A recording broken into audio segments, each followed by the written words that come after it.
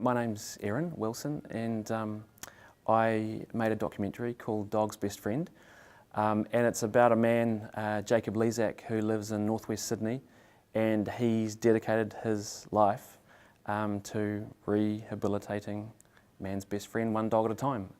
Jacob deals with dogs from people who are having behavioural problems at home, at home at their house, and he has people that have gone, look, I can't deal with the dog anymore.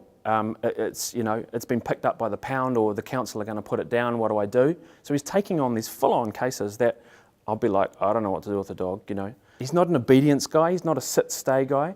He's all about I want the dog to find itself again. I want the dog to be a dog again. I don't want the dog to be stressed and freaked out. And look, he's an ex-soldier himself. He knows what it's like to be a human in those extreme situations, and I think he can really relate to the dogs. And coming back to, it's not just a dog film. It's like, I'd like to think that what washes over my audience is the man as well, and his complexity.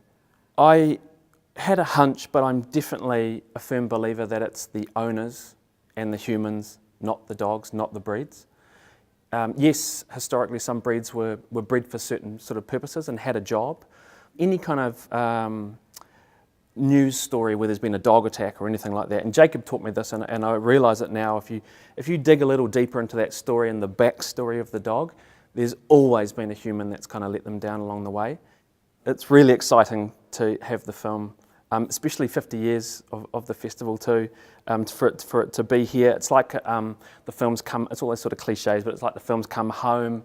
But yeah, I just want people to understand that it's a human thing, it's not a breed thing. Like banning breeds of dogs isn't going to change anything. There are some very angry Labradors out there, and it's more about the humans.